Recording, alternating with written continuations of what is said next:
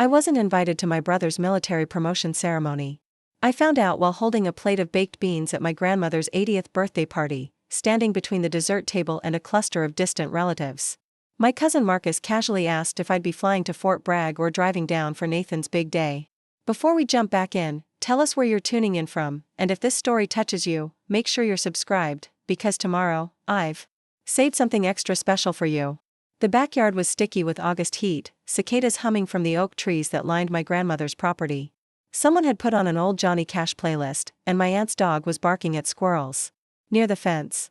My hands felt suddenly heavy, the paper plate bending under the weight of picnic food I no longer wanted. What big day? I asked, trying to sound casual while my heart hammered against my ribs. Marcus laughed, swirling his lemonade. The promotion ceremony, Ellie. Lieutenant Colonel already. Your parents must be bursting with pride. I smiled like I was in on it all. Oh, right. That. Then I excused myself to check on the chocolate cake, which was code for hiding in the bathroom until I could breathe normally again. Nathan was my older brother. We grew up sharing a bathroom with a door that never locked properly, fighting over the last Pop-Tart, building forts in the living room when our parents worked late. I was there when he graduated boot camp, sent him care packages during his first deployment, and stayed up all night talking him through his divorce after he returned from Afghanistan. I was the one who drove 8 hours when his best friend died in combat, the one who helped him move into his first apartment off base. And now he was being promoted in a ceremony with dress uniforms and speeches and apparently a guest list that didn't include me. I sat on the closed toilet lid for 15 minutes, staring at the seashell-patterned shower curtain my grandmother had owned since I was a child. The party continued outside, laughter floating through the bathroom window. I was trying to decide if I felt hurt, angry, or just numb. The answer was all three. Back in the yard, someone had cut into the birthday cake. From my spot near the garden, I could see Marcus chatting with my mother, who wore her favorite floral sundress and pearls, looking completely at ease, as if everything in her world was exactly as it should be. I looked down at the plate in my hand. The baked beans had congealed in the heat. They'd planned a military ceremony, something my brother had dreamed about since he was 10 years old, playing with toy soldiers on our bedroom floor. And somehow I was the only one who seemed surprised by my exclusion. I waited 3 days before calling my mother. It wasn't because I needed time to calm down, I wasn't exactly angry. I wasn't even looking for an apology. I think I just needed to hear her say it out loud, that they'd planned the whole thing without me. She answered on the first ring. "Hello, darling," she said in that efficient, warm voice she used with her book club friends and the new pastor. I could picture her in the kitchen, wiping down counters, phone tucked between her ear and shoulder. "Hi, Mom. Quick question, is Nathan being promoted soon?" There was a pause, the sound of water running, then shutting off. "Well," she said, as if I'd asked whether the mail had come yet, "yes, next week actually. We weren't sure if you'd be interested." I didn't know it was happening at all. She laughed lightly. "Oh Ellie, don't be dramatic." That word again. Dramatic.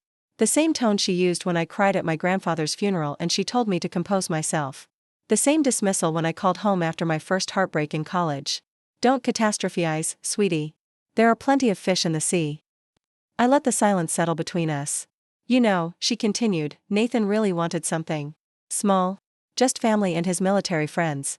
"I am family." She sighed. "Yes, but you've always been so critical of his career choice. We thought it might be uncomfortable for everyone. You understand." I didn't, but I knew better than to say that. "You're not upset, are you?" she asked, her voice suddenly softer. "I'm not sure what I am." Another silence. This one heavier. "We thought it would be easier this way. Less tension for everyone." Easier. That was the word. It wasn't that they forgot me. It was that I was the easy one to erase. I told her. I had to get back to work, though it was my day off. She said, "All right, darling," and just like that, we hung up. I stared at my phone for a long time. Then I opened my calendar, scrolled to the following week, and looked at the date of the ceremony. Nothing scheduled. No invitation. No seat.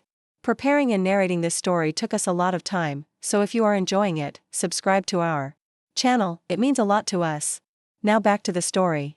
I didn't slam doors or post passive-aggressive quotes online. I didn't call Nathan to demand an explanation or draft a long, wounded message no one would answer. Instead, I requested emergency leave from the hospital where I worked as a nurse. I didn't tell anyone, not my coworkers who relied on me for shift coverage, not my neighbor who usually collected my mail, not even my best friend Danny who had seen me through medical school and knew my coffee order better than I did. I just stopped answering things.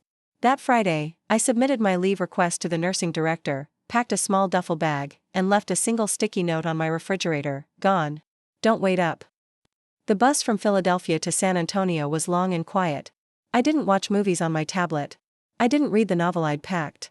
I just stared out the window as cities gave way to farmland, then to rolling hills and eventually the vast open spaces of Texas.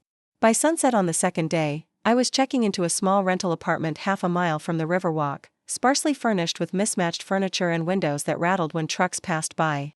The place smelled faintly of cilantro and old books. I loved it immediately. For 24 hours, I didn't check my phone. The second day, I walked down to the river and found a bench beneath a cypress tree. I sat there until the sky turned pink with sunset, watching tourist boats glide by, couples holding hands, children pointing at ducks. I took a photo, not of the scenic river, but of my own shadow stretching across the walkway. No caption, no tags, just the image. I posted it to my Instagram. Within 15 minutes, the scene list lit up: Nathan, my cousin Marcus, my mother, my father. No one said a word. I didn't expect them to.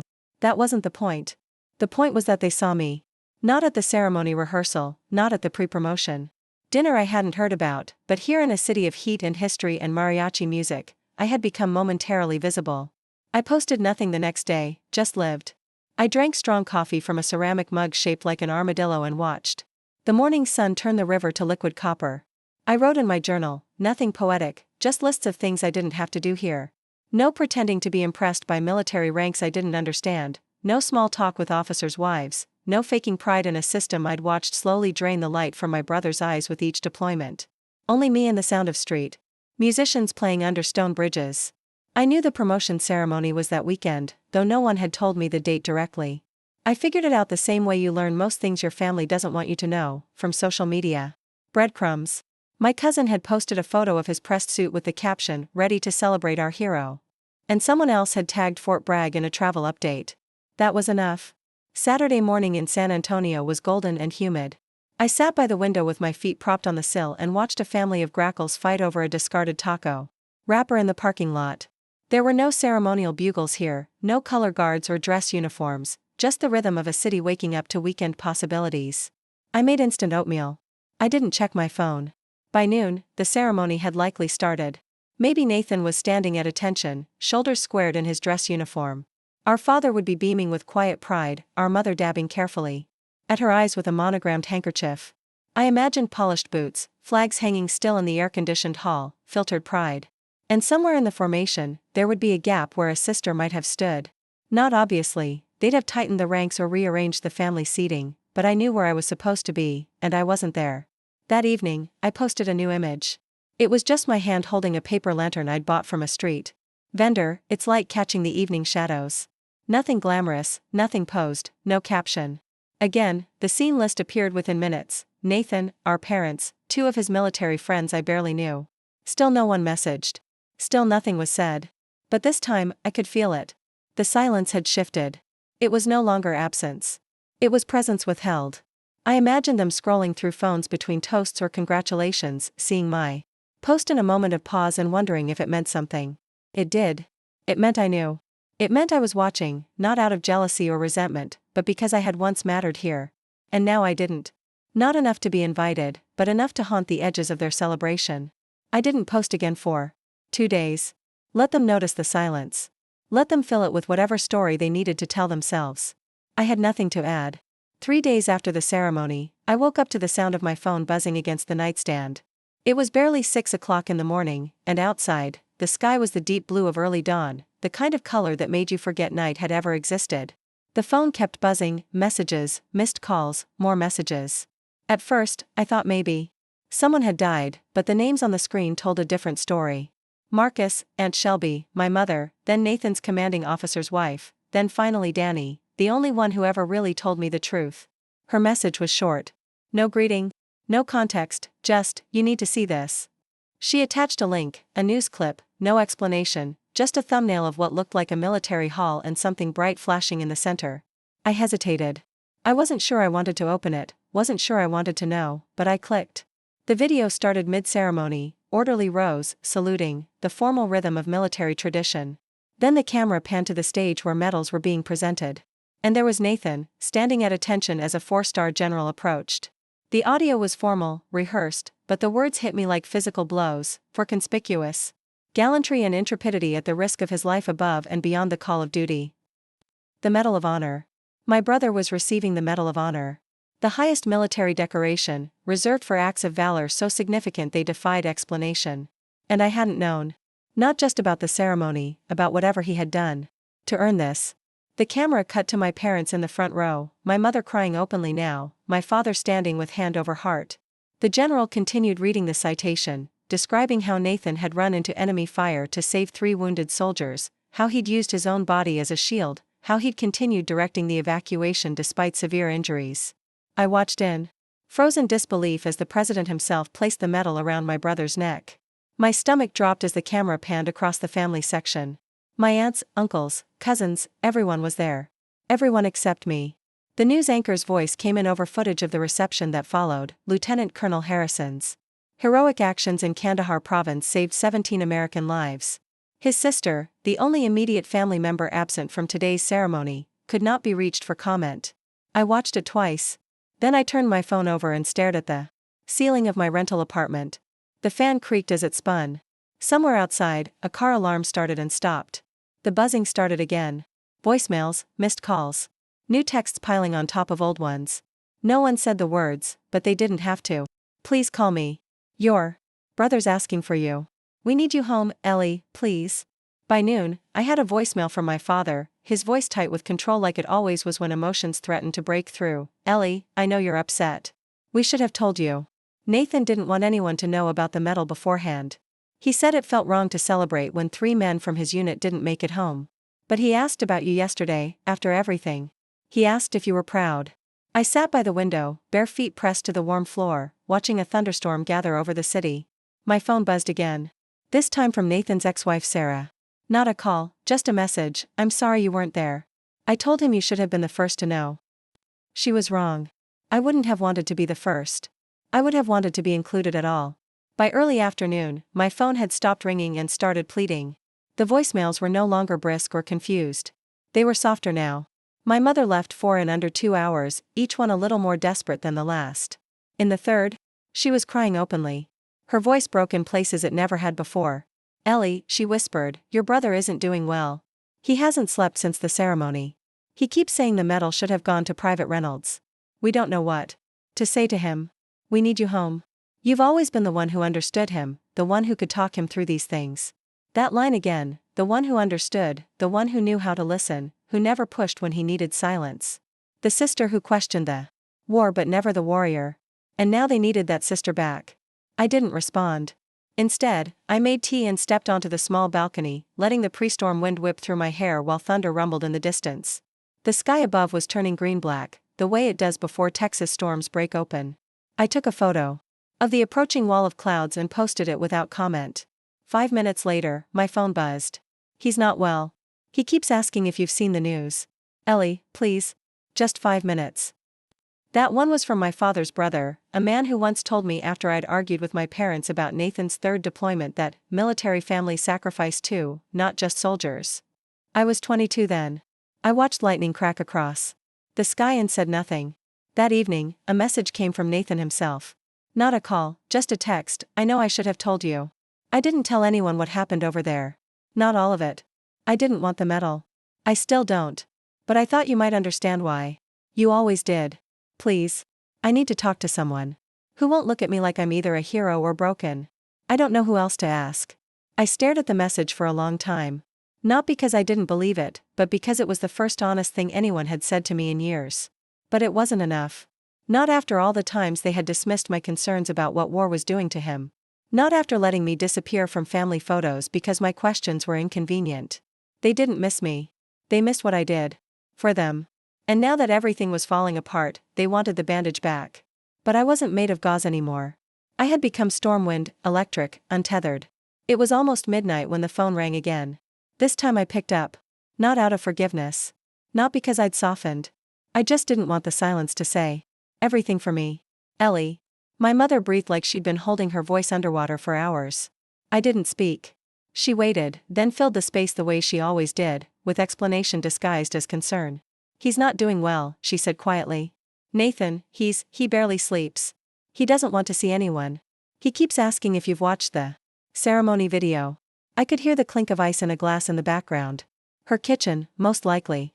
Probably the same crystal tumbler she always used when anxiety drove her to small, measured sips of bourbon. I wish you were here, she added. I looked out the window of my apartment.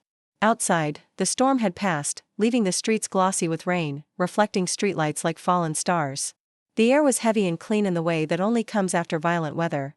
I said finally, for years. You just didn't see me. There was a pause.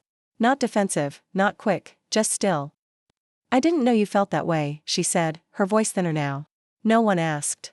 She let out a breath, not quite a sigh. Just the sound of realizing there's no script left. That works. I'm sorry, she said, but it came out like a question. I didn't answer. Somewhere in the silence, she understood, because for once, she didn't try to fix it. No excuses, no soft rewrites of history, just the sound of her breath, the faint clink of ice against glass, the quiet of two people realizing something had ended a long time ago. And this was just the echo. Are you coming home? She asked after a while. I looked around the room, the mismatched furniture, the postcard I'd bought at the Alamo pinned to the wall, the way moonlight caught the edge of a coffee mug I'd left on the table. Everything simple. Everything mine. No, I said gently. I think I'm finally finding home. We didn't say goodbye. We just let the call fade. The next morning, I woke early. The apartment was still, the kind of stillness that doesn't ask anything from you. I wrapped myself in a light cardigan and stepped onto the balcony. The city below was waking up, street vendors setting up carts, joggers making their way along the river path. The sky stretched wide and clear, washed clean by last night's storm, and for once, that clarity felt like truth. I made coffee, wrote a few lines in my journal, then pulled out the stationery I'd brought from home but never used. I wrote one letter. Short, plain, no accusations, no lists of what had been done or left undone, just this: I hope you find peace in what you did. I hope you tell yourself the truth about why you did it. I hope next time the medal isn't the reason we speak again.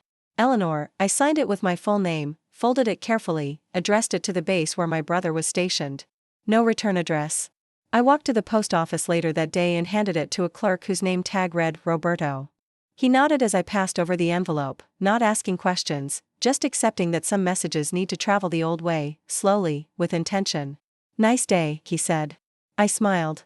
Better than yesterday. On the way back, I stopped by a small park where an elderly man was playing guitar under a pavilion.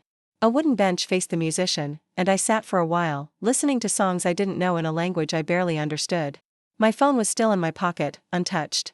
When I returned to the apartment, I posted one last photo.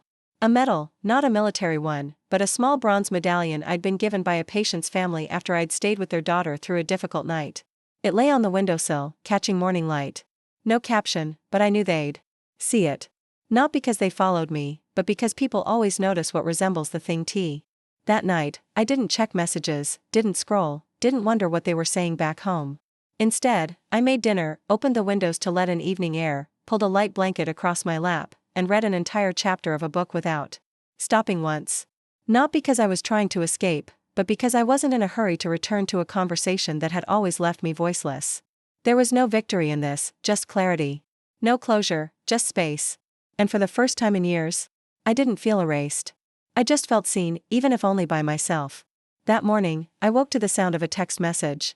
It was from the nursing director at the hospital, asking when I planned to return. 3 days of emergency leave had stretched into 7, and I hadn't given them any warning. I typed a response, deleted it, typed again, then put the phone down without sending anything. The truth was, I didn't know when I was coming back, or if I was coming back at all. I made coffee and carried it out to the small balcony of my rental apartment. San Antonio was already alive below me, street vendors setting up, tourists consulting maps, locals hurrying to work with purposeful strides. 7 days away from my life, and already the rhythm of the city felt more like home than the hospital corridors I'd walked for 5 years. The medal story had gone national overnight. I'd seen Nathan's face on the airport television screens, on newspaper stands, even on a digital billboard as my rideshare drove through downtown yesterday. My brother, the hero. My brother, who once built me a blanket fort when I had chicken pox.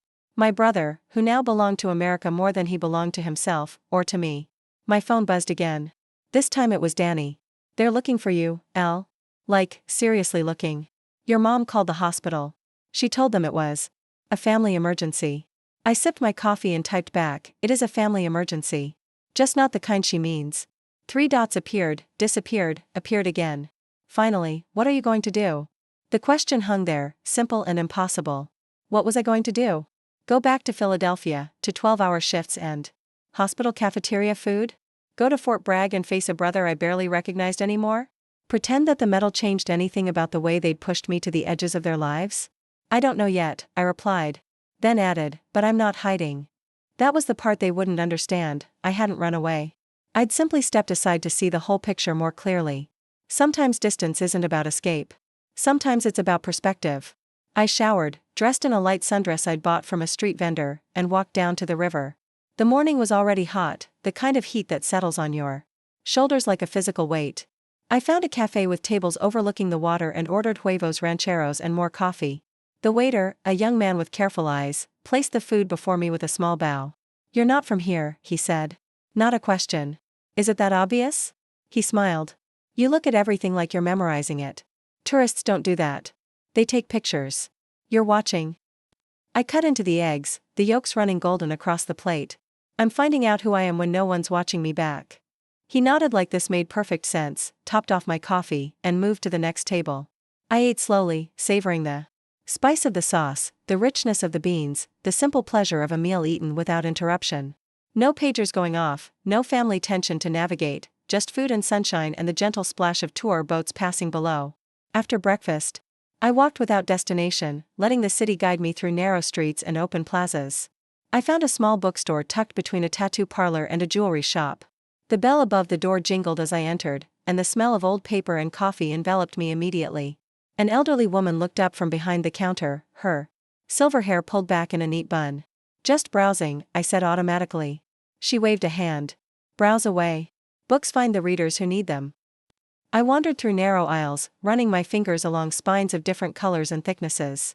Near the back, in a section labeled Journeys, I found a slim volume with a blue cover, The Courage to Disappear, by an author I'd never heard of. I opened to a random page and read, sometimes the bravest thing is not to stand and fight, but to step away and rediscover the borders of your own soul. I bought the book without reading another word. Outside, the heat had intensified. I ducked into a small museum to escape the sun and found myself surrounded by artifacts from the Texas Revolution. Display cases held letters from soldiers, pieces of uniforms, maps drawn by hand on fragile parchment. I stood before a glass case containing the personal effects of a young man who had died at the Alamo, a pocket watch, a letter to his sister, a small wooden comb. The letter caught my attention. The glass was too reflective to read the contents, but the placard beside it provided excerpts. Dearest Mary, I know you did not support my decision to join this fight. Perhaps you were right. But I have found brothers here who understand what I cannot explain to those at home. If I do not return, please know that I died among men who saw me clearly. I stood there for a long time, thinking about the ways we find family, the ways we lose them, the ways we sometimes have to leave to be seen. My phone buzzed in my pocket. Another message from my mother. The Today Show wants to interview Nathan tomorrow. He says he won't do it unless you call him first. I put the phone away without responding. This wasn't about me giving permission. This was about them using my absence as leverage, as explanation, as a way to make sense of the crack forming in their perfect narrative. The heroic son receives nation's highest honor, but can't enjoy it because his difficult sister has disappeared. I could already see the human interest angle taking shape. I left the museum and walked until I found a small park with benches beneath live oak trees. The shade was a relief, the ground beneath the trees covered in fallen acorns that crunched under my sandals. I sat and opened my new book, reading the introduction slowly, deliberately, letting the words sink in rather than just skimming for information the way I'd learned to do in nursing school. We are taught that abandonment is the ultimate betrayal. The author wrote. But what of the slow abandonment that happens in plain sight? The gradual erosion of self that occurs when we allow others to define our boundaries, our beliefs, our worth? Sometimes walking away is not abandonment but resurrection. I read until the light began to fade and my stomach reminded me I'd missed lunch. As I closed the book and stood to leave, I noticed a missed call notification on my phone. Not my parents this time. Not Nathan. It was Dr. Liu, the chief of emergency medicine at my hospital. I hesitated, then called back. Eleanor, she said when she answered, her voice clipped but not unkind. You've put us in a difficult position. I know, I said. I'm sorry about that. Your mother called again. She says you're having some kind of breakdown related to your brother's medal ceremony. Of course she had. In my mother's world, the only explanation for behavior she didn't understand was that something must be wrong with the person behaving that way. I'm not having a breakdown, I said. I'm having a revelation. Dr. Liu was silent for a moment. Then she sighed. Eleanor, you're one of our best nurses. But I can't hold your position indefinitely. I need to know if you're coming back, and if so, when. The question hung between us, practical and impossible to ignore. Was I coming back? To night shifts and trauma cases and the apartment that had never quite felt like mine? To a city where my only identity was the work I did and the family I rarely saw? I need a little more time, I said finally. I can give you 2 more weeks of unpaid leave. After that, I'll have to fill your position. 2 weeks. 14 days to decide the shape of the rest of my life. Thank you, I said. I'll let you know before then. After we hung up, I walked to a small taqueria and ordered dinner. The place was busy, filled with families and couples and a few solo diners like myself. I ate slowly, watching the interactions around me, the easy affection between an elderly couple at the next table, the patient way a father explained the menu to his young daughter, the laughter of friends sharing inside jokes and memories. My phone buzzed with another text from Danny. CNN just did a segment on your brother. They mentioned his absent sister again. What's your plan here, Elle? I didn't have a plan. That was the point. For the first time in my life, I was living without a checklist, without a schedule, without other people's expectations mapping my movements. It felt terrifying and necessary, like stepping off a cliff and discovering you've had wings all along. I paid for my meal and walked back toward my rental apartment as twilight settled over the city. Street musicians were setting up on corners, strumming guitars and testing microphones. I passed a small art gallery with an "Opening Tonight" sign in the window. On impulse, I went inside. The gallery was a single room with white walls and concrete floors. Black and white photographs hung in simple frames, landscapes mostly, but with human elements. A lone figure on a beach. A pair of hands working clay. An empty chair beside a window. The images weren't spectacular in technique, but something about them pulled at me. First showing, said a voice behind me. I turned to find a woman about my age, hair cropped short, eyes deep brown and observant. The photographer's nervous as hell in the back room. Says she can't watch people look at her work. I smiled. I can understand that. The woman, Mira, according to her name tag, handed me a plastic cup of wine. What brings you to an unknown photographer's opening on a Thursday night? Accident. Or maybe not. I'm in town for. I paused, realizing I had no simple explanation. I'm figuring some things out. She nodded. Best place for it. Nobody knows you here, so you can be anyone you want. That's just it, I said. Surprised by my own candor with this stranger. I'm trying to figure out who I am when I'm not being who everyone needs me to be. Mira studied me for a moment, then gestured to a photograph in the corner. You should see that one. I moved to where she pointed. The photo showed a hospital hallway, empty except for a single nurse sitting on the floor, back against the wall, face tilted up toward fluorescent lights. Something about the exhaustion in that pose, the momentary surrender, hit me like a physical blow. She took that after losing her first patient, Mira said quietly. Said she needed to remember what it felt like to care that much. I stared at the image, recognizing the feeling with uncomfortable clarity. I had sat just like that, in a stairwell at Philadelphia General, after my first code blue that couldn't be saved. A 19-year-old with a gunshot wound. I'd performed CPR until my arms ached, then sat in that stairwell for an hour after time of death was called. Is she still nursing? I asked. No, Mira said. She's taking pictures now. Says she needed to start capturing moments instead of just surviving them. I bought the photograph. It wasn't practical, I had no permanent address to hang it in, no certainty about where I would be in 2 weeks, but something about carrying that image with me felt important. Like a reminder of what happens when you stay too long in a place that's draining your light. Back at the apartment, I carefully placed the photograph against the wall and sat cross-legged on the bed. My phone showed 17 missed calls, my parents, Nathan's commanding officer, even my aunt from Oregon who only called on Christmas and birthdays. The news cycle was spinning faster now. My absence was becoming part of the story. I scrolled through news alerts with my name in them. Medal of Honor recipient's sister mysteriously absent from ceremony, family drama overshadows military honor, where is Eleanor Harrison? Brother's Medal of Honor celebration marked by sisters. Unexplained absence, the last one included a photo of me from 3 years ago, standing beside Nathan at our cousin's wedding. I looked tired even then, my smile not quite reaching my eyes as I stood in a bridesmaid's dress I'd hated but worn to please everyone else. I turned off the phone and placed it face down on the nightstand.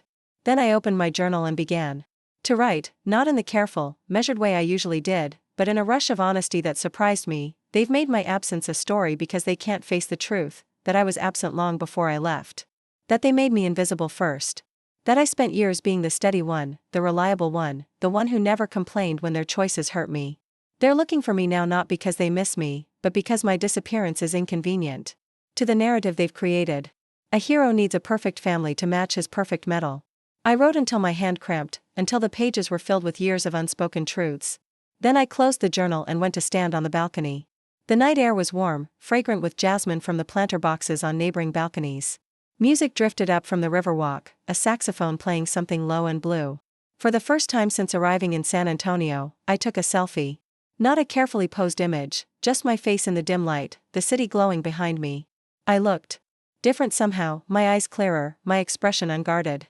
I posted it to Instagram with a simple caption, finding my way back to myself. Within minutes, the notifications began. Nathan was the first to view it. Then my mother. Then a flood of names, high school friends, nursing colleagues, distant relatives who'd never bothered to call on my birthday but were suddenly fascinated by my whereabouts. Danny texted immediately, "You look good. Different." "I feel different," I replied. "They're saying things about you," she warned. "Your mom told people you had some kind of breakdown after your last trauma case." Nathan's not contradicting it. Of course he wasn't. It was easier to believe I was unstable than to admit they'd systematically pushed me aside until I finally stepped away completely. "Let them talk," I wrote back. "I know my truth." I slept better that night than I had in months, maybe years. No dreams about failed resuscitations. Number 3 AM anxiety about whether I'd charted everything correctly. Just deep, restful sleep. That left me feeling clearer when morning light filtered through the blinds. I made coffee and checked my email for the first time in days. Among the promotional messages and hospital updates was an unexpected name, Dr. Vincent Reyes, Chief of Staff at San Antonio Memorial Hospital. The subject line read, "Your resume." I opened it with curiosity. I hadn't applied for any positions in San Antonio. "Ms. Harrison," it began. "Your colleague Dr. Anna Lou forwarded your resume to me yesterday, mentioning you might be looking for opportunities in our area. As it happens, we have an immediate opening in our trauma department for an experienced ER nurse. Your qualifications are impressive. If you're interested in discussing this position, please contact me at your earliest convenience." I stared at the screen. Anna Lou had never mentioned San Antonio to me. We'd never discussed my leaving Philadelphia. But somehow, she'd sensed what I needed before I could articulate it myself, a door opening just as I was realizing I couldn't go back through the one I'd closed. I set the phone down without responding and went to shower and dress. This wasn't a decision to make in haste. This was about more than a job or a city. This was about whether I was ready to build a new life or just taking a temporary break from the old one. I spent the morning walking along the river, letting my thoughts settle like silt in clear water. By noon, I found myself at the entrance to San Antonio Memorial, a modern building of glass and steel rising against the Texas sky. I hadn't planned to come here. My feet had simply carried me to the threshold of possibility. At the information desk, I asked if Dr. Reyes was available. The receptionist made a call, eyebrows raised when I gave my name, and directed me to the 5th floor. Dr. Reyes was not what I expected, younger than I'd imagined, with quick eyes and a firm handshake. His office overlooked a courtyard where staff and scrubs ate lunch at concrete tables. "Miss Harrison," he said, gesturing to a chair. "I didn't expect to see you in person so soon." "Neither did I admitted. "I'm still figuring things out." He nodded. "Dr. Lou speaks very highly of you. Says you're the best trauma nurse she's worked with in 20 years of emergency medicine." I felt a flush of pride at that. Anna Lou was notoriously difficult to impress. "May I ask why you're in San Antonio?" he asked, leaning back in his chair. I considered the practiced answers, the polite deflections, then decided on the truth. My brother just received the Medal of Honor. I wasn't invited to the ceremony. I needed space to understand what that means about my place in my family, and in my own life. I expected surprise, perhaps discomfort at such a direct answer. Instead, he nodded thoughtfully. "Families are complicated," he said simply. "Especially when they intersect with institutions like the military. You sound like you know something about that." My father was career Army. 3 tours in Vietnam. Expected me to follow in his footsteps. He gestured to the medical degrees on his wall. I chose a different kind of service. It took him 15 years to speak to me again. I hadn't expected this, to find understanding in a stranger's office, to hear my own complicated feelings echoed back with such clarity. I don't know if I'm staying in San Antonio, I said honestly. I don't know what I'm doing next. Dr. Reyes smiled. The position doesn't open officially for 3 weeks. Take your time. Figure things out. If you decide this is where you want to be, the job is yours. Your reputation precedes you. I thanked him and left, walking back through hospital corridors that felt both familiar and foreign. The antiseptic smell, the squeak of rubber soles on polished floors, the controlled chaos of a busy ER, it was the same language I'd spoken for years, just with a different accent. Outside, I found a bench in the shade and checked my phone. 27 missed calls now. A voicemail from a Washington Post reporter asking for comment on my strained relationship with my decorated brother. A text from my father that simply read, "This has gone far enough, Eleanor. Come home." But where was home? The apartment in Philadelphia I'd never bothered to paint or properly furnish. My childhood bedroom in my parents' house, still decorated with swimming trophies and science fair ribbons? The busy hospital corridors where I spent more time than anywhere else? I opened my newly purchased book and found a passage I'd underlined. The night before, home is not always a place. Sometimes it's a decision. The decision to honor your own truth above the convenient fictions others have created about you. The decision to stand in your own light, even when it casts shadows that make others uncomfortable. I closed my eyes and let the Texas sun warm my face.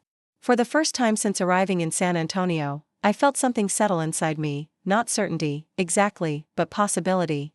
The knowledge that whatever I decided next would be my choice. Alone. I took out my phone and composed a new post, not a photo this time, but words. Some people spend their lives in service to others. Some wear uniforms and medals. Some wear scrubs and comfortable shoes. But the most important service is the one we often forget, the duty to be true to ourselves, to honor our own journey, to recognize when helping others has become hiding from ourselves. I'm learning that courage comes in many forms. Sometimes it looks like running into enemy fire to save others. Sometimes it looks like stepping away from expectations to save yourself. I posted it, then turned off notifications. This wasn't about getting their attention anymore. This wasn't about being seen by them. This was about seeing myself clearly for the first time in years. I walked back to my apartment as afternoon faded toward evening. At a small market, I bought fresh vegetables, local cheese, a bottle of wine. Tonight, I would cook for myself. In the tiny kitchen. Tonight, I would begin the practice of nurturing myself with the same care I'd always given others. Tomorrow would bring decisions, possibilities, choices that were mine alone to make. But tonight, in this borrowed apartment in this unfamiliar city, I was finally home. The morning after my social media post, I woke to the sound of rain against the windows. A rare summer storm had settled over San Antonio, turning the sky the color of wet slate. I made coffee and stood at the window, watching water stream down the glass, blurring the city into watercolor smudges of light and movement. My phone had been silent since I'd turned off notifications, but when I finally checked it, I found something unexpected, not more missed calls or desperate texts, but an email from Nathan. The subject line read simply, "I understand." I hesitated before opening it, preparing myself for more guilt, more demands for my return. Instead, I found something different. Your post made me think about something that happened in Kandahar. There was this local interpreter who worked with us for 3 years. Smart guy, spoke 5 languages, saved our lives more times than I can count by warning us about IEDs and ambushes. The brass wanted to give him a civilian service medal. He turned it down. When I asked him why, he said, the medal would make it about what I did for you, when what matters is what I did for myself. I kept my humanity in an inhuman place. I think I understand what you're doing now. Maybe for the first time. Nate, I read it twice, then a third time. It wasn't an apology, not exactly. But it was acknowledgement, the first real one I'd received since disappearing from their lives. My brother, who had been the center of my family's universe since he first put on a uniform, was actually seeing me. I didn't respond immediately. Instead, I got dressed and tucked my journal and book into a waterproof bag. Despite the rain, I needed to walk, to feel the world around me as I processed the shift. Outside, the streets were nearly empty, tourists and locals alike driven indoors by the downpour. I pulled up the hood of my rain jacket and walked toward the river, which had risen overnight, churning brown and fast beneath the pedestrian bridges. At a coffee shop tucked beneath an office building, I found a table by the window and ordered a cappuccino. The barista, a young woman with intricate tattoos winding up both arms, smiled as she brought my drink. "You're the one, aren't you?" she asked. I froze. I'm sorry? The nurse from the Medal of Honor story. The sister. I saw your picture in the Express News this morning. My stomach tightened. They ran a story about me? She nodded, reached beneath the counter, and pulled out a folded newspaper. There, on the local interest page, was a headline that made my coffee suddenly taste bitter: Medal of Honor recipient's sister found in San Antonio. Beneath it was the selfie I'd posted last night, alongside a formal military photo of Nathan receiving his medal. The article was brief but infuriating in its assumptions: that I had fled after some kind of family dispute, that I was in hiding while my brother was serving with distinction. They don't know anything about me, I said, more to myself than to the barista. That's the media for you, she replied with unexpected wisdom. They need a story that fits on a page. I thanked her for the coffee and the newspaper, then settled in to read the full article. It quoted family sources, saying I had been under significant stress from my nursing career and had always struggled with my brother's military service. The only direct quote was from my mother, who said they were relieved to know Eleanor is safe and hopeful she will return home soon to celebrate Nathan's recognition properly. I folded the paper and pushed it aside. The narrative was taking shape without my input: troubled sister, perfect family, reconciliation inevitably on the horizon.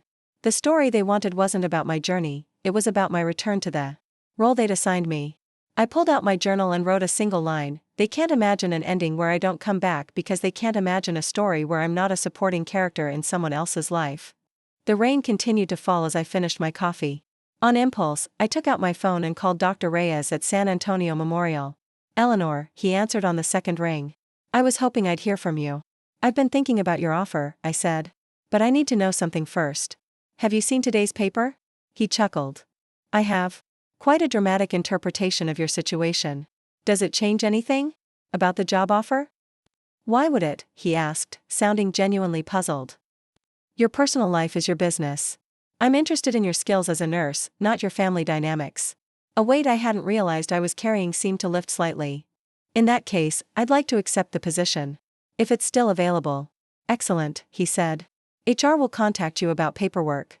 You can start whenever you're ready.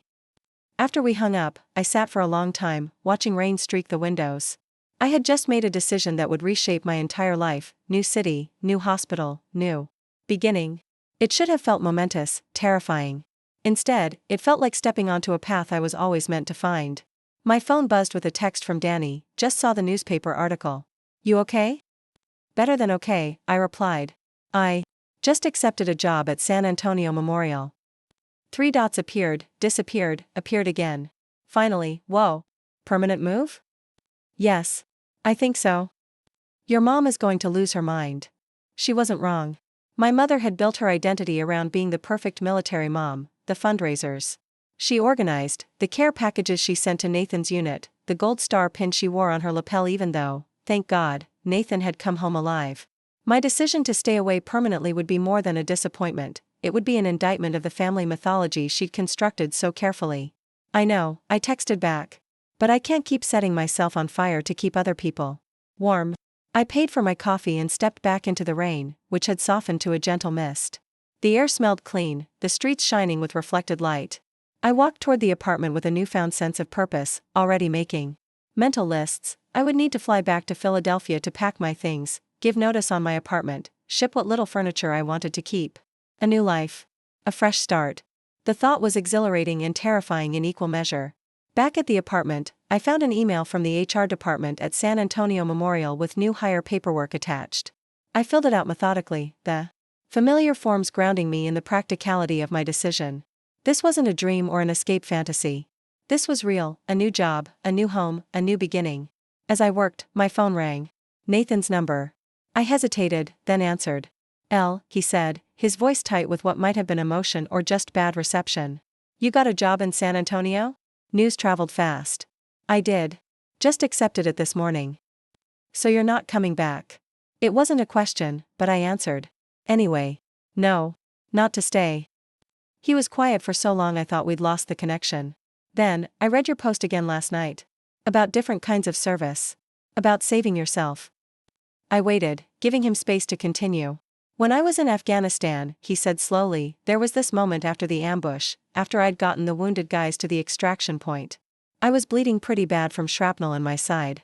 The medic was working on me, and I remember thinking, this is it. This is what I was meant to do. Not the fighting part. The saving part. I closed my eyes, picturing my brother as I'd last seen him, at Christmas 3 years ago, already growing distant, already belonging more to the military than to himself or his family. I understand that feeling, I said. Yeah, he replied. I think you do. That's why I wanted you at the ceremony. Not because of Mom or the family photo op. Because you're the only one who gets it, why I couldn't leave those men behind, even when the rational thing was to save myself. My breath caught. You never told me you wanted me there. I told Mom to make sure you were invited. I guess. He trailed off. I guess she had her own ideas about what the ceremony should look like. The revelation hit me like a physical blow. All this time, I'd thought Nathan had been part of the decision to exclude me. I'd thought he'd chosen the perfect family narrative over his complicated sister. But what if he'd been excluded too, in his own way? What if his story had been shaped and polished without his full consent, just as mine had been? Nathan, I said carefully. What exactly did Mom tell you about why I wasn't at the ceremony? He hesitated. She said you couldn't get time off work. That you'd sent your regrets. I was disappointed, but I understood. Your work saves lives too. A cold clarity washed over me. My mother hadn't just excluded me, she'd lied to both of us, creating a rift where none needed to exist. She'd shaped the narrative to fit her vision of what our family should be, rather than what it was. That's not what happened, I said quietly. I was never told about the ceremony. I found out by accident at Grandma's birthday party, after the invitations had already gone out. The silence that followed was heavy with realization. Jesus, Elle. I had no idea. I know, I said. That's part of the problem. We've all been living in Mom's version of our family for so long, we've stopped seeing each other clearly.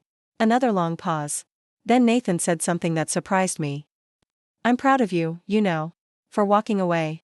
For figuring out what you need. The words hit me with unexpected force. All these years, I'd thought my brother didn't see me, didn't value the different path I'd chosen. But maybe he'd been seeing me more clearly than I realized. I'm proud of you too, I said, meaning it. Whatever my feelings about the war, about the military machine that had nearly consumed him, I was proud of the man who had risked everything. To save others. The medal is well deserved. Thanks, he said, then added more softly, but I'd trade it in a heartbeat to have saved them all. We talked for nearly an hour, really talked, in a way we hadn't in years. About his struggles. With the attention the medal had brought. About my frustration with being the family afterthought. About our shared exhaustion with our mother's careful curation of the family image. When we finally said goodbye, something had shifted between us. Not healing, exactly, the distance was still there, the years of separation and misunderstanding. But perhaps the beginning of a new kind of relationship. One built on truth rather than obligation. After the call, I felt strangely energized. I made a cup of tea and sat down at the small desk in the corner of the apartment. It was time to write to my mother, not a text or a call that could be deflected or reinterpreted, but a letter that would make my position clear. I wrote without anger, without accusation, simply stating the truth as I knew it. I've accepted a position at San Antonio Memorial Hospital. I'll be returning to Philadelphia next week to pack my apartment and tie up loose ends, but my home will be here now. This isn't about running away from family. It's about running toward the person I want to become. I spoke with Nathan today. We both know now that you lied about the ceremony invitation. I understand you were trying to protect a certain image of our family, but in doing so, you've damaged the real relationships that might have been possible if we'd all been honest with each other. I love you. I always will. But I can't keep pretending to be the daughter you want instead of the woman I am. When you're ready to know the real me, the nurse who saves lives on her own terms, the sister who supports Nathan without glorifying war, the daughter who needs to be seen for herself and not just for what she contributes to the family image, I'll be here. I signed it simply Eleanor, folded it carefully, and addressed an envelope. I would mail it tomorrow, sending my truth across the distance I'd created, offering not reconciliation on their terms but the possibility of a new kind of relationship on mine. The rain had stopped. I stepped onto the balcony, where the air was fresh with petrichor and possibility. San Antonio spread before me, no longer a temporary refuge but the setting for the next chapter of my life. I took a photo of the view. The wet streets, the clearing sky, the distant tower of the hospital where I would soon work. I posted it with the caption, "New beginnings aren't found. They're made. One brave choice at a time." Within minutes, Nathan liked the post. Then Danny. Then, surprisingly, Dr. Lou from Philadelphia. One by one, people from different corners of my life acknowledged this step forward, not with demands, That I returned to who I'd been, but with support for who I was becoming. My mother's name was conspicuously absent from the list. So was my father's. I hadn't expected anything different, but the reality of their silence still stung. They would need time to adjust to this new reality, to understand that I wasn't coming back to the role they'd assigned me. Over the next few days, I threw myself into creating my new life. I found a small apartment in a converted warehouse near the hospital, all exposed brick and tall windows, nothing like the sterile, impersonal place I'd lived in Philadelphia. I scheduled a flight back to pack my old life into boxes. I bought plants for my new windowsills, curtains for my new bedroom, dishes for my new kitchen. Each purchase felt like a declaration: I am staying. I am building something new. I am choosing myself. The newspaper ran another story, this one with a more respectful tone: Medal of Honor recipient's sister joins San Antonio Memorial Hospital. The article quoted Dr. Reyes calling me an exceptional addition to our trauma team and mentioned my years of experience in emergency medicine. For the first time since arriving in Texas, I was being defined by my own accomplishments rather than by my relationship to Nathan's medal. The media attention around Nathan was beginning to fade, the news cycle moving on to fresher stories. My phone no longer buzzed constantly with messages from family members and reporters. The space I'd created around myself was holding firm, becoming less a barrier and more a boundary, clear, respectful, necessary. 3 days before my flight back to Philadelphia, I received a text message from an unknown number. This is James Reynolds. I was with your brother in Kandahar. I'd like to meet you if you're willing. Private Reynolds. The soldier Nathan had mentioned in his email, the one he felt he'd failed somehow despite the medal that said otherwise. I hesitated, unsure if I wanted to step back into that world of military connections and obligations. But curiosity won out. I arranged to meet him at a coffee shop near the Riverwalk the next morning. James Reynolds was younger than I'd expected, barely 25, with close-cropped hair and watchful eyes. His left arm ended just below the elbow, the sleeve of his t-shirt neatly pinned. He stood when I approached his table, offering his right hand to shake.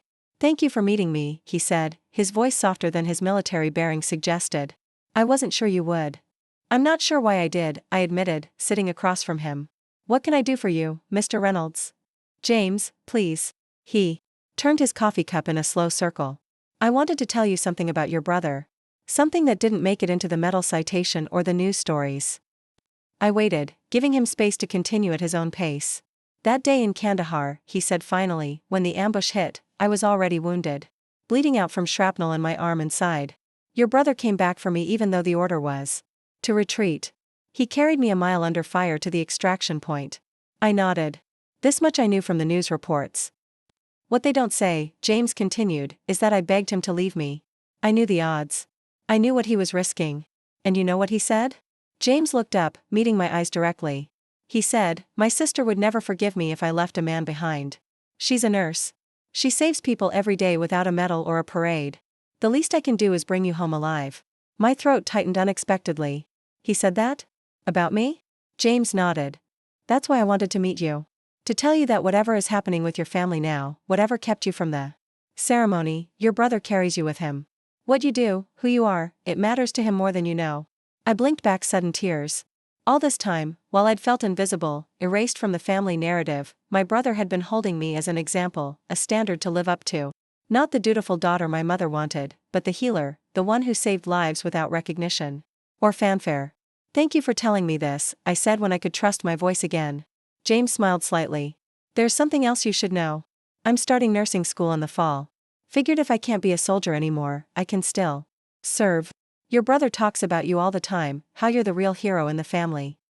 We talked for another hour, this young veteran and I, about his recovery, his plans for school, the challenges of transitioning from military to civilian life. As we parted, he handed me a small velvet box. "Nathan asked me to give you this if I saw you," he said. He wasn't sure if you'd answer his calls again. Inside the box was a simple silver pin, the caduceus symbol of medicine. Pinned to it was a small note in my brother's handwriting: "Different uniforms. Same mission. I'm proud to be your brother." That night, as I packed for my trip back to Philadelphia, I placed the pin carefully in my jewelry case. It wasn't a Medal of Honor. It wasn't national recognition or public acclaim. It was something more valuable, acknowledgement from the person whose opinion had always mattered most to me, even when I'd thought he'd stopped seeing me. I took one last photo. Before bed, the pin in its open box, catching the light from my bedside lamp. I posted it without explanation, knowing the one person who needed to understand would. Within minutes, Nathan responded with a single heart emoji. No words needed. Tomorrow I would fly back to Philadelphia, not to return to my old life but to close that chapter properly. I would pack my belongings, say goodbye to colleagues, tie up loose ends. Then I would return to San Antonio, to the life I was choosing for myself, not in opposition to my family, but alongside a new understanding of who we were to each other. The journey wasn't over. There would be difficult conversations ahead, boundaries to maintain, old patterns to break. But for the first time in years, I felt like I was walking toward something rather than away from it. Toward truth. Toward wholeness. Toward a life that honored both my commitment to service and my commitment to myself. As I drifted toward sleep, I remembered something my first nursing instructor had told our class: the most important person you'll ever save is yourself. Because if you're drowning, you can't help anyone else stay afloat. I was finally learning to swim. Philadelphia in September was just beginning its transition to fall, the air carrying a slight crispness in the mornings, the light shifting to that particular golden quality that made even the grime of the city seem nostalgic. I stood in the center of my half-empty apartment, surrounded by labeled boxes and the few pieces of furniture I'd decided were worth shipping to Texas. It had taken 3 days to dismantle the life I'd built here. 3 days of sorting through possessions, making decisions about what to keep and what to leave behind, saying goodbye to colleagues who looked at me with a mixture of envy and concern. 3 days of closing accounts, changing addresses, tying up loose ends. It was strange how 5 years in a city could be reduced to cardboard boxes and paperwork, how easily a life could be packed away when it had never truly fit in the first place. My phone buzzed with a text from Danny: "Last dinner at Marcello's tonight?" My treat. I smiled and replied, "Wouldn't miss it." Danny had been my one true connection in Philadelphia, the friend who saw me when everyone else looked past, who understood my complicated feelings about my family without needing them spelled out. I would miss her fiercely. The movers were scheduled to arrive the next morning. My flight back to San Antonio was booked for the following afternoon. Everything was arranged, organized, planned, a clean break. Except for one piece of unfinished business. My parents had called 17 times since I'd mailed my letter. I hadn't answered, not ready for their voices, for the questions and justifications and subtle manipulations that would inevitably come. But yesterday, my father had sent a simple text: "We're in Philadelphia. Would like to see you before you go." I hadn't responded yet. Part of me wanted to refuse, to maintain the clean line I'd drawn between my old life and the new one I was creating. But another part recognized that some conversations needed to happen in person, that some endings required a face-to-face acknowledgement to be truly complete. I picked up my phone and texted back, "Coffee tomorrow at 9 a.m. The place? On Walnut Street." His response came immediately: "We'll be there." That evening, Danny and I claimed our usual corner table at Marcello's, a small Italian restaurant we'd discovered during our first year in Philadelphia. The owner, a gray-haired man who insisted on being called Papa, greeted us with his usual exuberance, kissing both our cheeks and lamenting my departure. "Who will eat my gnocchi when you are gone?" he asked dramatically. "Who will appreciate my tiramisu?" I laughed. "I'm sure you'll find another hungry nurse to feed, Papa." He waved away the suggestion and went to fetch our usual bottle of Chianti. "So," Danny said when we were alone, "the parents are in town." I nodded, taking a breadstick from the basket between us. "They want to see me before I leave." "Are you ready for that conversation?" I considered the question carefully. "I don't think you're ever really ready to redefine your relationship with your parents. But I'm clear now about what I need from them. What I'll accept and what I won't." She studied my face. "You look different, you know. Even from when you left a few weeks ago. More. I don't know. Present." "I feel different," I admitted. "Like I've finally figured out that taking care of myself isn't selfish, it's necessary." Papa returned with our wine and took our orders: gnocchi for me, linguine for Danny, the same meals we'd ordered on countless other evenings. As he walked away, Danny raised her glass. "To Eleanor Harrison," she said. "The bravest nurse I know, not because she runs toward emergencies, but because she finally decided to save herself." We clinked glasses, and I felt a rush of gratitude. For this friendship that had sustained me through years of self-doubt and family complications. "You were the first person who ever told me it was okay to set boundaries with my family," I said. "I didn't listen then, but I was paying attention." "Better late than never," she replied with a grin. "And hey, when you're settled in San Antonio, I expect a guest room to be ready. I've never been to Texas." "Anytime," I promised. "There's a great Mexican restaurant right by my new apartment. And the hospital is amazing, the trauma center is state-of-the-art." We spent the evening reminiscing about our years working together, the difficult cases, the small victories, the nights we'd collapsed on Danny's couch with takeout and cheap wine after particularly grueling shifts. By the time we hugged goodbye outside the restaurant, I felt a curious mixture of sadness and liberation. I was leaving behind a true friend, but carrying with me the strength her friendship had helped me discover. Back at my apartment, I stood at the window looking out at the Philadelphia skyline, city lights glimmering against the night sky. For 5 years, this view had been the last thing I saw before sleep. Tomorrow, it would belong to someone else.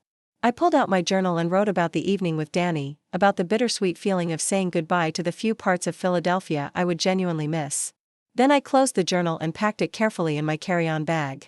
Tomorrow would bring one final conversation, one last closing of a door before I could fully step through the one I'd opened for myself. I slept fitfully, waking several times to the familiar sounds of the city, sirens in the distance, the rumble of late-night trucks, the occasional shout from pedestrians on the street below. By morning, I felt both exhausted and alert, my body humming with nervous energy. I dressed carefully in clothes I'd left unpacked, dark jeans, a soft blue sweater, low boots. Not the dutiful daughter in a floral dress, not the professional nurse in scrubs, just Eleanor, the woman I was becoming. The coffee shop on Walnut Street was busy with morning commuters when I arrived, but I managed to claim a small table near the back, partially sheltered by a large potted plant. I ordered a latte and waited, watching the door with a mixture of dread and determination. They arrived exactly at 9, punctuality being one of my father's most rigid principles. My mother spotted me first, raising a hand in tentative greeting. They looked older than I remembered, though it had been less than a year since Christmas. My father's shoulders seemed more stooped, my mother's carefully maintained appearance showing signs of strain around the edges. They ordered at the counter, then made their way to my table. My mother moved as if to hug me, then seemed to think better of it, settling for an awkward pat on my shoulder before sitting down. My father nodded, his expression unreadable. "You look well," my mother said after a moment of strained silence. "San Antonio must agree with you." "It does," I replied. "The hospital offered me a position in their trauma center. I start next week." My father cleared his throat. "We got your letter." Direct, as always. No small talk, no easing into difficult conversations. It was one of the few traits I'd inherited from him, this inability to dance around important truths. "And?" I asked, meeting his gaze steadily. He glanced at my mother, who was stirring her coffee with unnecessary concentration. "Your mother and I have been talking about what you wrote. About the misunderstanding with Nathan's ceremony." Misunderstanding. Such a careful word for a deliberate exclusion. "It wasn't a misunderstanding," I said quietly. "It was a choice."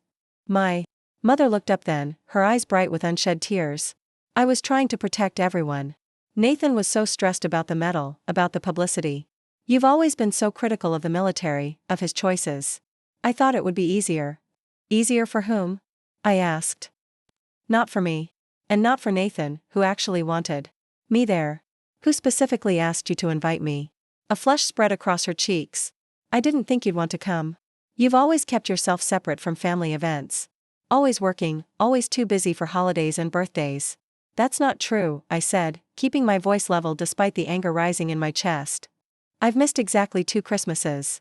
In 30 years, both times because I was working ER shifts so nurses with children could be home. I've never missed a birthday unless I was scheduled to work. I call every Sunday." My father placed a hand on my mother's arm. "Eleanor is right, Margaret. We need to be honest here." She pulled away from him, eyes flashing. "Fine. You want honesty? I didn't invite you because I was tired of watching you judge us. Judge Nathan for his service. Judge me for supporting him. Judge our family for not living up to your progressive.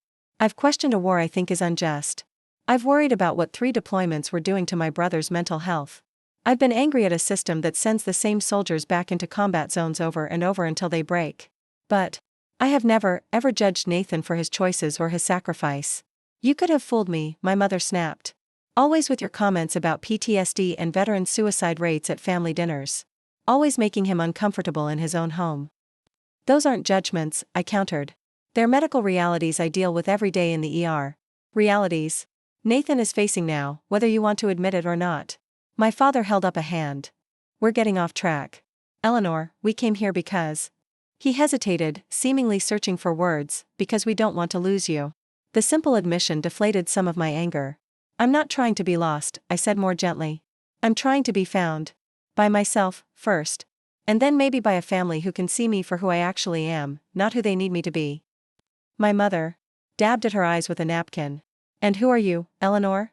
Because the daughter I raised wouldn't just abandon her family, her career, her whole life on a whim. It wasn't a whim, I said. It was a recognition. That I've spent my entire adult life trying to earn approval that never comes. That I've been the family afterthought for so long I started to believe I deserved to be. That I've been drowning in expectations that have nothing to do with who I actually am. And who are you? My father asked, his voice surprisingly gentle. I took a deep breath. I'm a trauma nurse who saves lives every day without medals or recognition. I'm a woman who believes in service but not self-sacrifice. I'm a sister who loves her brother enough to question a system that's hurting him, even when those questions are uncomfortable. I'm a daughter who deserved to be invited to her brother's ceremony, not because of what I could contribute to the family image, but because I'm part of the family. The words hung between us, honest and uncompromising. My mother looked away, her fingers nervously pleating the napkin in her lap. My father studied me with an expression I couldn't quite read, something between surprise and reluctant respect. Nathan showed me the article about your new job, he said finally. San Antonio Memorial has an excellent reputation. It wasn't an apology or even an acknowledgement of what I'd said. But from my father, it was as close to acceptance as I was likely to get. The trauma center is one of the best in the country, I replied. And I'll be closer to Nathan. We've been talking more since I left. Really talking, not just family small talk. Something flashed across my mother's face, hurt, perhaps, or jealousy that Nathan and I had formed a connection independent of her careful management. He didn't tell us that. Maybe he needed some space too, I suggested. Space. To process what happened in Afghanistan. Space to figure out who he is beyond the medal and the uniform. My father nodded slowly. He's been different since coming back. Quieter. He doesn't talk about the medal or what happened that day. Have you asked him? I said. Not about the heroics or the ceremony, but about how he's really doing. My mother looked stricken. Of course we have. We're his parents. Asking isn't the same as listening, I said gently. Sometimes the questions we ask are designed to get the answers we want, not the truths people need to tell. We sat in silence for a moment, the bustle of the coffee shop continuing around us, strangers ordering drinks, laptops opening and closing, the hiss of the espresso machine punctuating conversations we couldn't hear. Your apartment is all packed up? My father asked finally, changing the subject in his characteristic way when emotions became too raw. I nodded. Movers come this morning. Flight leaves at 3 p.m. So this is goodbye, then, my mother said, her voice small. For now, I replied. I'm not disappearing from your lives. I'm just changing the terms of my participation in them. My father reached across the table and took my hand, a rare gesture of physical affection from a man who had always been emotionally reserved. I'm proud of you, Eleanor. Not just for the work you do, though that has always impressed me, but for having the courage to demand better for yourself. The unexpected words brought tears to my eyes. Thank you, Dad. My mother was silent, her gaze fixed on our joined hands. Then, with visible effort, she straightened her shoulders and met my eyes. I won't pretend to understand all of this, or to agree with how you've handled it. But I do love you. And I hope. She paused, swallowing hard. I hope you'll give us a chance to know this new Eleanor you're becoming. It wasn't an apology. It wasn't even a full acceptance of her role in what had happened. But it was an opening, a small crack in the perfect family facade where something real might eventually grow. I'd like that, I said. But it has to be different. Real conversations, not performances.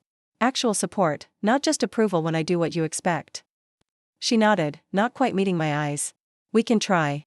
We finished our coffee with less tension, talking about practical matters, my new apartment in San Antonio, the hospital where I'd be working, my father's upcoming retirement from the accounting firm where he'd worked for 30 years. Not the deeper emotional terrain we'd briefly touched, but not the careful avoidance of anything meaningful that had characterized our relationship for so long either. When it was time to go, my mother hugged me, a real embrace this time. Not the stiff, performative gesture she usually offered in public. Be safe, she whispered. And call when you get settled. My father squeezed my shoulder. Your brother is lucky to have you, he said. We all are, even when we forget to show it. I watched them walk away, my mother's straight back, my father's measured stride. They were trying, in their own limited way. It wasn't everything I needed, but it was a beginning. Back at my apartment, the movers had already loaded most of my boxes. I walked through the empty rooms one last time, bare walls, vacant corners, the strange acoustics of a space no longer filled with the small sounds of daily life. 5 years of my history, packed away in cardboard and bubble wrap. I took nothing from this place but what I had chosen to bring forward into my new life. The rest, the furniture I'd never really liked, the decorations that had been afterthoughts, the kitchen gadgets I'd rarely used, would go to donation centers or the next tenant. A clean break. A fresh start. My phone buzzed with a text. From Nathan, landing in San Antonio tonight. Dinner tomorrow to welcome you home properly? I smiled and replied, absolutely. Know any good Tex-Mex places? Only the best ones. You're going to love it here, Elle. It already feels more like you. I tucked the phone away and signed the final paperwork for the movers. Then I picked up my carry-on bag and the small suitcase that contained everything I needed for the next week, locked the apartment one last time, and slid the key under the property manager's door as arranged. Outside, the September sun warmed my face as I walked to the curb to hail a taxi. Philadelphia continued around me, pedestrians hurrying to appointments, traffic flowing past, the rhythm of a city that would not notice my absence. I had been a temporary participant in its life, just as it had been a temporary chapter in mine. The taxi driver took my bag and opened the door. Airport, he asked. Yes, I replied. Terminal C. As we pulled away from the curb, I didn't look back at the apartment building. Instead, I looked forward, watching the city scroll past the window, familiar streets and buildings that were already beginning to feel like memories rather than home. At the airport, I moved through security and found my gate with plenty of time to spare. Sitting in the molded plastic chair, I pulled out my journal and began to write. Endings are really beginnings in disguise. We just have to be brave enough to turn the page. Today I'm leaving behind a life that never quite fit, stepping toward one I'm creating deliberately, mindfully, authentically. I don't know exactly what awaits me in San Antonio, but I know who will be arriving there, not the Eleanor who disappeared herself to make room for everyone else's needs, but the Eleanor who finally recognized that her own journey matters. The Eleanor who understands that true service begins with honoring yourself first. The medal wasn't mine. The recognition wasn't mine. But this choice is. This life is. This courage is.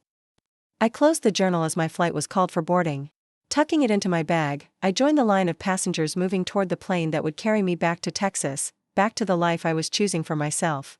3 hours later, the plane began its descent into San Antonio.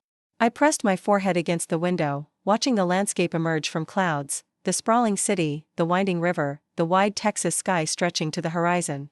Below me was my future, the hospital where I would work, the apartment where I would live, the brother I was reconnecting with on new, more honest terms.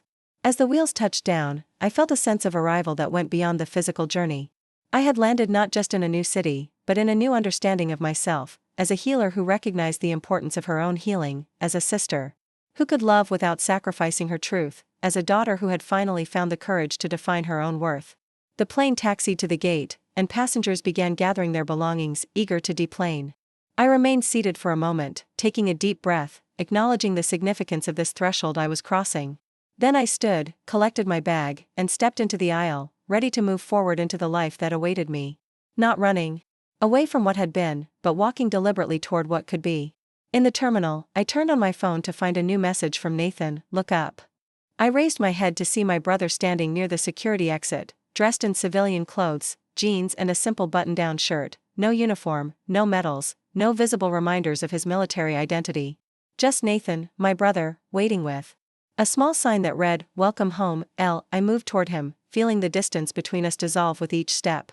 When I reached him, he pulled me into a tight hug, the kind we used to share as children, before expectations and obligations had created a gulf between us. "Ready for your new life?" he asked as we separated. I nodded, smiling through unexpected tears. More than ready. As we walked toward the exit, Nathan's phone buzzed. He glanced at it and chuckled. "Mom wants to know if you landed safely." "Tell her yes," I said. "Tell her I'm exactly where I need to be." Outside, the Texas evening was warm and fragrant, with desert blooms.